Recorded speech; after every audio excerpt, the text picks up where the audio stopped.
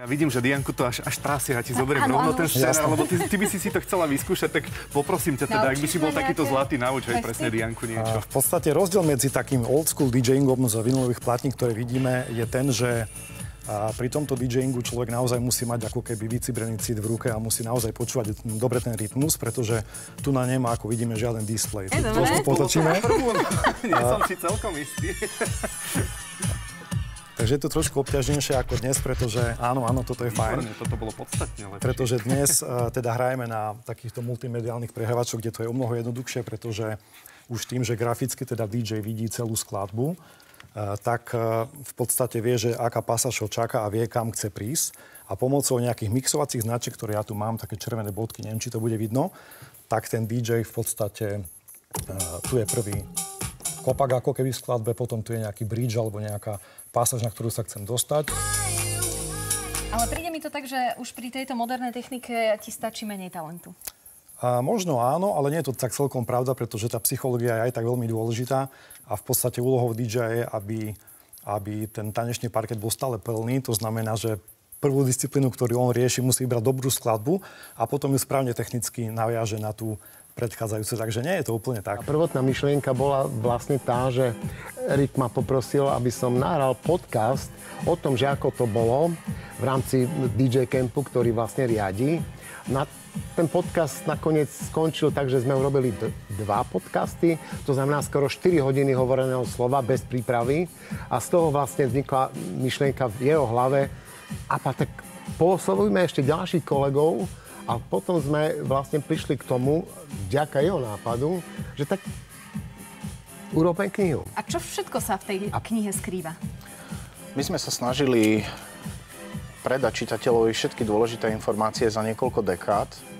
Tá kniha spracovala rok 1968 až 2000 a v roku 1968 pán Štefan Anderko odohral na Slovensku prvú diskotéku v PKO v Bratislave. A za každú dekádu vlastne sme sa snažili opísať históriu DJingu a tých najdôležitejších DJov, ktorí pôsobili na Slovensku. Ale samozrejme muselo to mať istú hranicu, čiže skončili sme rokom milénia 2000. A ako sa teda vyvíjal alebo zmenil ten DJing na Slovensku za tých 40 rokov? Lebo je to naozaj dlhá doba a veľa vecí sa menilo. Ja si myslím, že slovenskému DJingu veľmi pomohol zlomový rok v roku 1989, pretože dotedy sme žili za bránou, kedy DJ komunikovali veľmi nepriamo so svetom a dnes väčšina DJov pochopila, aký je svet a bariéry sa absolútne zrušili. Čiže digitálne my vieme komunikovať dnes s producentami a DJmi z New Yorku, z celého sveta, z Londýna. A slovenskí DJ a chlapci, ktorí pôsobia v tomto segmente, sú absolútne dokonalí a sú uznávaní vo svete. Čiže my sme dorovnali svet. Samozrejme, klubová scéna je tu trošku iná, ale nadaných ľudí tu máme takých istých, ako všade inde vo svete. My sme spomínali tú asociáciu DJ-u na Slovensku. Čo to znamená? Ako si to máme predstaviť? My sme ju založili s Martinom aj s ostatnými kolegami pred 9 rokmi. A rozhodli sme sa posunúť DJing do režimu, aby si ľudia možno viac uvedomili, kto je DJ, aby ho nebrali na ľahkú váhu. A hlavne edukujeme a spájame ľudí a snažíme sa otvárať spolupráce. Vynikajúco. Páni, ďakujeme veľmi pekne za návštevu v štúdiu. No a nech vám to hrá teda. Ďakujeme veľmi pekne. Počas celej Regíny je tu totiž s nami aj Martin Molnár, podpredseda Asociácie DJov a hudobných producentov Slovenska, známejší teda pod menom DJ Azbest. Ešte raz vítajú nás. Ďakujem pekne. Ahoj, ja som sa ťa teraz pýtala, že prečo Azbest a potom si mi vysvetlil, že hráš od A do Z. No, to bola taká príhoda vtipná z takej party, kde sa hralo naozaj všetko, takže áno, od A po Z sa hralo, tak to mi to aj prisklo.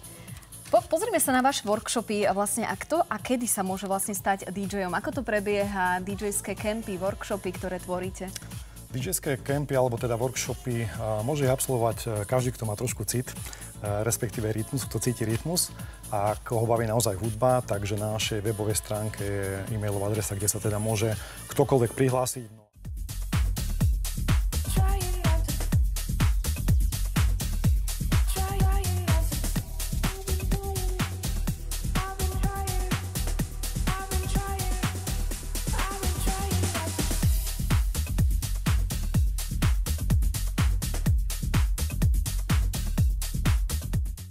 Gratulujeme za túto výhru. No a ideme sa ešte tu trošku tak poobzerať nakoniec a užiť si tanečné party sety. My vám prejeme ešte krásny večer a dovidenia.